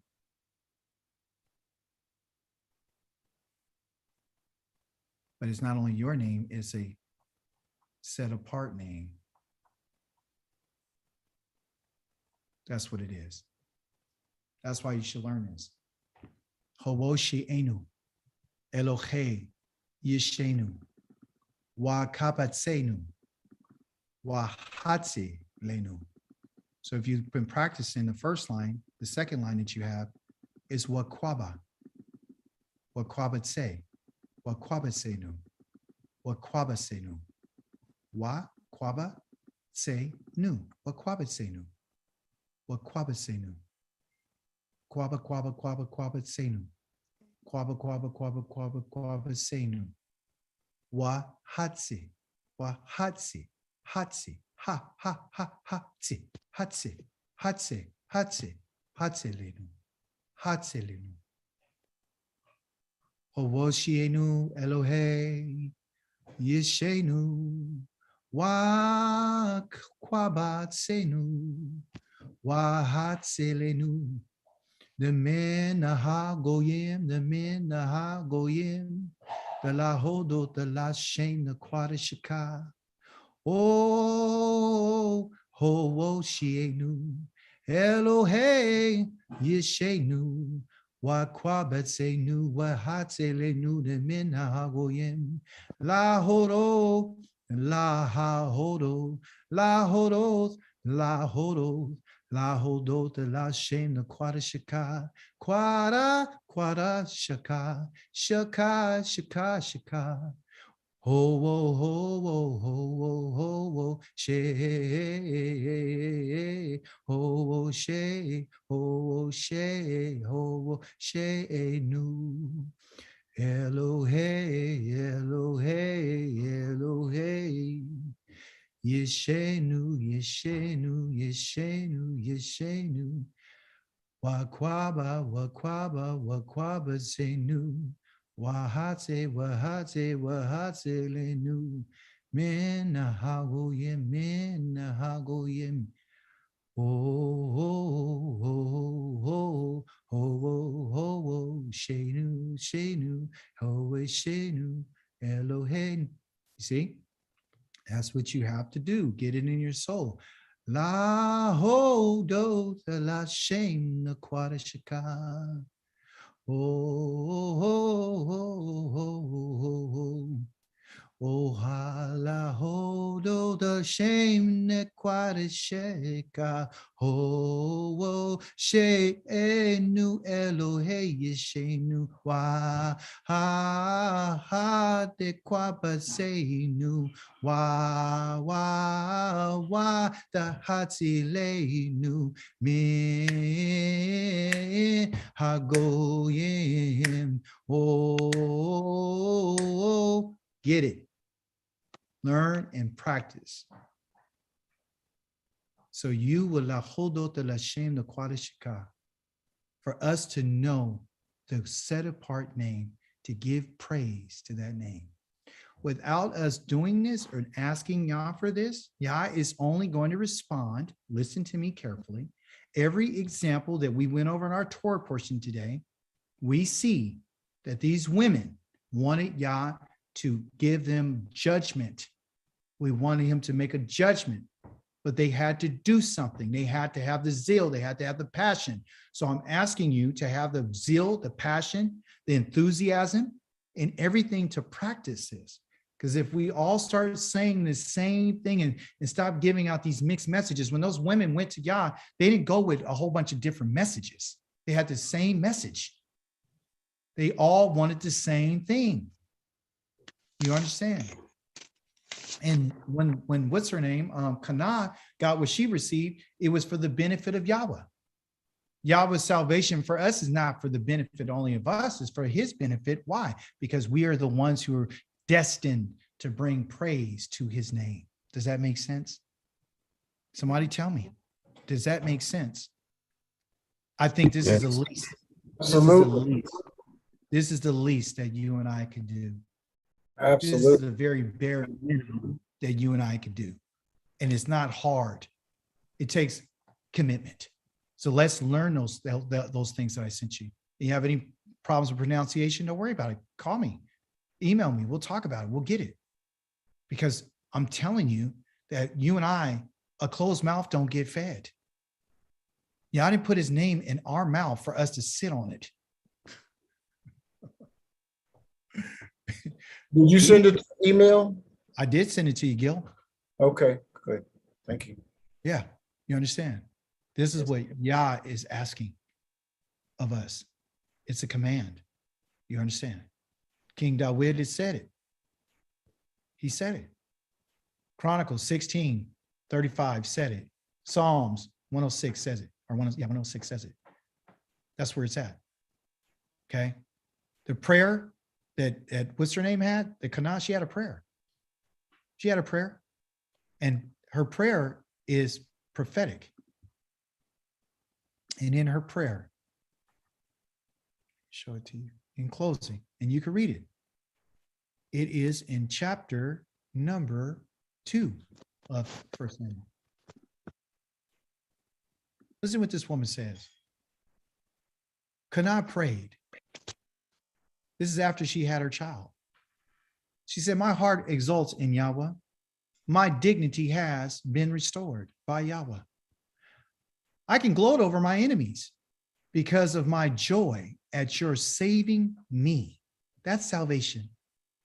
When you and I can gloat over our enemies, when we can be restored to our dignity as a people. No one is as holy a kadosh as Yahweh, because there is none to be compared with you. No rock like our Elohim. Stop your proud boasting. Don't let the arrogance come from your mouth. For Yahweh is the Elohim of knowledge, and he appraises actions, meaning he measures them. The bows of the mighty are broken, while the feeble are armed with strength. The well-fed hire themselves for bread, while those who were hungry hunger no more. The barren woman has borne 7, while the mother of many wastes away. Is she not telling you what's happened to the one who caused her distress? Mm-hmm. Yahweh kills and makes alive and brings down to the grave, and he brings up. He ain't talking about brings up through resurrection. He's talking about, I'm going to bring you to the grave in your old age, but I'm going to bring you up and let you sprout like a tree from coming out of your mother's womb. Yahweh makes poor and he makes rich. He humbles and he exalts. He raises the poor from the dust. He lifts up the needy from the trash pile. This is where you and I are right now. He gives them a place with leaders and assigns them the seats of honor. For the earth's pillars belong to Yahweh, and on them he has placed the world. He will guard the steps of his faithful, but the wicked will be silenced in darkness. For it is not by the strength that a person prevails. You hear me? It wasn't the strength of those women. Zelophehad's daughters went in there and tried to strong arm the men. They went in there with what would Yahweh say? What did he say? Those who fight Yahweh will be shattered. He will thunder against them in heaven. Oh, you better hear him. Yahweh will judge the ends of the earth. He will strengthen his king and enhance the power of his anointed. Praise be to Yah. Be to our Elohim. That prayer that she had, one of the Leviim in the book of Psalms mentions it again in Psalms 113. Listen what it says.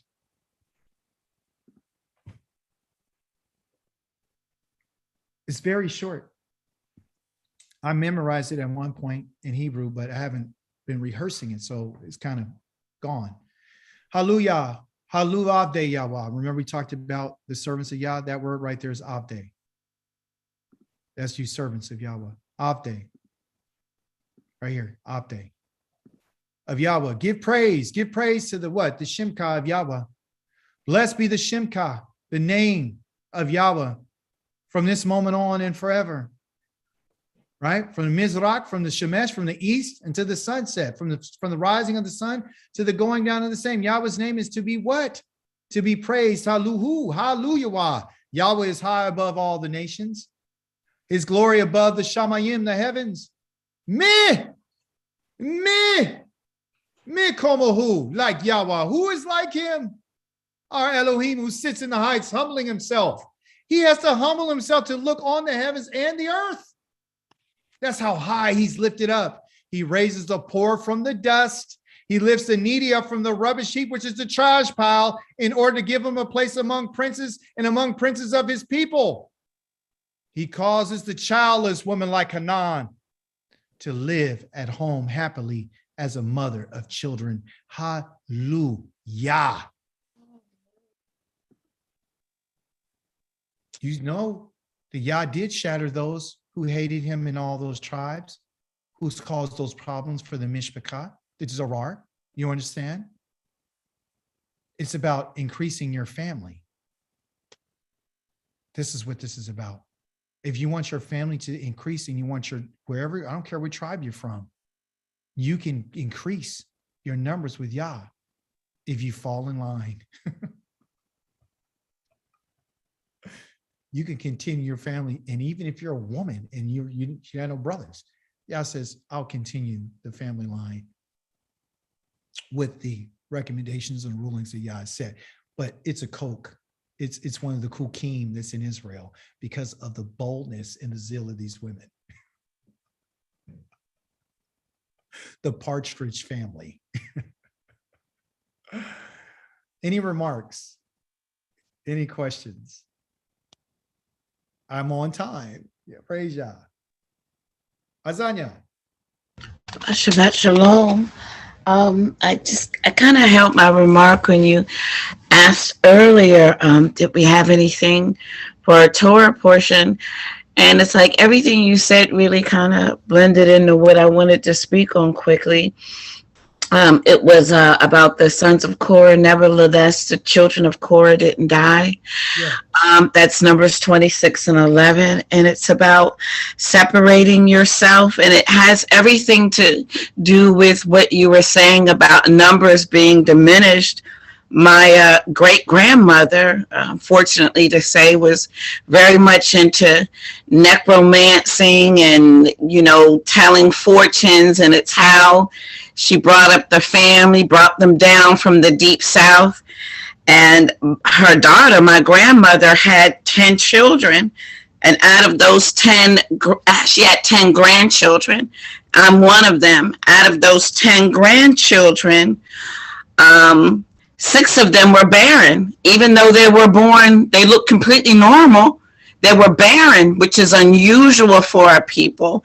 And of the 4 that had children, 3 had single births. And the one that did have many children, sickness plagued those children. And they died from lupus at early ages, in their late 20s, early 30s. I remember one time my niece had lupus so bad, may y'all rest her soul, she died at 31. And she was on so many steroids. When she stood up, we heard her bones breaking. You could just hear her bones breaking. And they still didn't want to, even when I came into this truth, they still didn't want to turn back. People dying of rare cancers after being vegans for 40 years, you know? And so I've seen that in action among our families, and it's so important that we have this knowledge, but it means nothing if we can't bring it into communicating and praying and receiving knowledge from the Most High on what to do in this day, and how to walk in a way that we can separate ourselves from the sins of our fathers and the sins of our families if they so refuse to turn back to him. And so obviously that's what the sons of Korah did. They did not stand with their father and in his sin, and they lived. And it's so important in these days, because all of our families are not going to turn, even after all of our suffering. It's very sad, but all of them are not going to turn back. And we have to have the strength to walk on with Yah and create a new world with him. We really do have to have that strength, or we're going to die with him, because he's just not going to deal with it anymore in the generations to come. And like I said, my family is a perfect example of that diminishing. He says that he punishes to the 3rd and 4th generations, and we're right on track with that. I'm the 3rd. My son is the 4th. And he's not joking. We have to turn around. We have to do what it says in Leviticus 26 and 39. We got to ask for to be pardoned from our sins, our father's sins, and we got to mean it, because he's not playing. He's not. So, Well, yeah. that was a wonderful contribution, and Toda Rabah for that, Akoti. Yes. Blessed be your home, Elder Bill. I would say, my great grandmother, she was a necromancer. She was into the tarot cards, and she was into all that kind of stuff. And as a result of that, we've seen a lot of people in my family died early. They died in their 40s and 50s, right? Yes. I like what you said about Yah's not playing. I'm of the mind, and I know you guys can hear it in my teaching. I'm telling you, I don't care who you are. He's not tolerating this anymore. But the balance is this, though. As you said, we talked about creating a new world, and that's the world that we're supposed to create. I understand that we were only created to bring glory to Yah.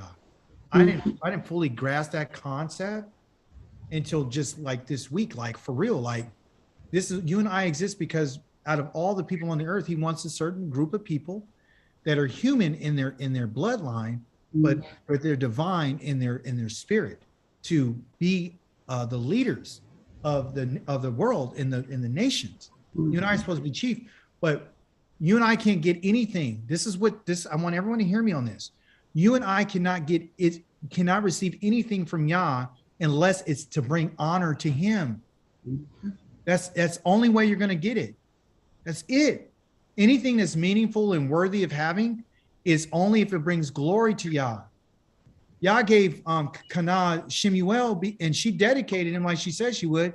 And based on her, and listen, I didn't go further than what I could have, but based on her commitment and her cry to him, she just wanted her distress to be gone, and she wanted her dignity back. but her cry caused Israel to have a leader like the prophet Shemuel to lead and guide them through their distresses in their time. So she was able to do that, and Yah gave her additional children after that. But I learned from her. I learned that anything that I would want in this life from Yah is for his glory. It's only to bring glory to him. She didn't dedicate it to herself. She gave her son over to him as a vow to him. She vowed him, and he lived out every one of his days as what she said. And she fulfilled that vow by bringing that boy there when he was a child. After she weaned him and she got him, made little clothes for him and brought him there. And she was okay with that because she was keeping her vow, you see? So that's what Yah is telling us. Like, if you're going to say anything to me, you want to bring your plea to me. Let me hear it. And if it's righteous, I'll tell you it's righteous. You and I have a reference point to go to the Torah to see if what we're asking is in line with what Yahweh says. Right now, being in exile, we don't have a right to try to go and get any extras right now. You and I have to be brought back into that place. But believe me, when we get back in his presence, if we have a situation where we want to bring it before the King of the universe, he would hear our cause. And I think that's something that you and I can look forward to. That's a beautiful thing for us to be able to go. I mean, Moshe said, he said, what people, or the people that asked him, what nation has an Elohim that's so close to them? So as soon as they call on him, he answers them. Mm-hmm. God gives us rulings. What nation is there that has such just and righteous rulings as these people in the world? Nobody. So this is a very special relationship that we have with the King of the universe. So we have to honor him, and we have to understand that, and we have to be careful about the vows that we make. Because if you can't fulfill your vow, that's the whole thing. If you can't fulfill it, and if Yah gives you the ability to fulfill it. Now, here's the strange part. This woman wasn't able to do it herself. This is the reason why in her prayer, she said, through human strength, you won't prevail. You can only prevail through Yah. So if your vow, that's why your vow has to be connected to something that if you are not able to do it, it has to be connected to something that he can do and only he can do. And if he does do it, you took the box turn out, around said hi. and you give that to the King of the universe. Hallelujah. Any other remarks? Thank you for that, Azania. It's beautiful. Yes. Anyone else?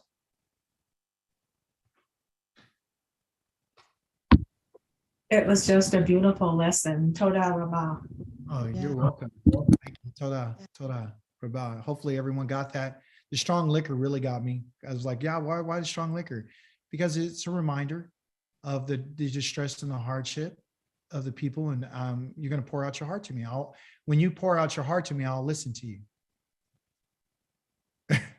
Yeah. Who can say that?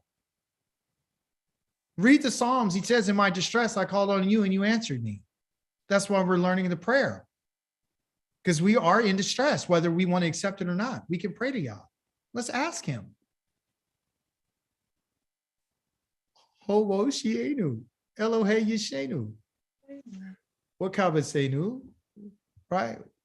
Wahatzelenu, the Minna Hagoyim, the Lahodota Leshem, the Quadashika. You're almost done with that. As soon as you add, and then you get the last part, boom, verse 1 done. Verse 2 is simple, it's easy. It's nothing. Because you already know Baruch Yahweh Elohe. You already know that. It's easy. It's easy. Easy peasy. Easy. Then once you start memorizing how to say this stuff, you're going to get encouraged and be like, what else can I say? That was a really good connection, and for me, for that story about them thinking that she was drunk. I never tied what you tied together today, so that was a really good lesson for me. Oh, And on a side note, I also found out you could sing a little bit, carry a tune. oh, I can't. No, I can't. Don't you say that. You did good. You did good, man. Hey, listen, I figured that out. I was like, you know what? I can't sing, right? But what I can do, I can harmonize this. And guess what? The only harmonization that matters is what I say to him, because I mean what I'm saying. Yeah, absolutely. I'm not voice singing just, to be heard by anybody but him. But I want to say it the way he said it to me, to tell me how to say it. That's my way of saying I'm committed. That's what I'm looking for, right? So we get our people to start getting on that same mindset. That zeal, we don't have to go out and go stab somebody in a temple. What you and I need to do is have that zeal towards learning and memorizing and crying out to Yah with a whole heart. And even if it means you shaking and you trembling and nobody know what you're saying, Yah will hear you. That's what I'm trying to tell us. Excellent lesson today.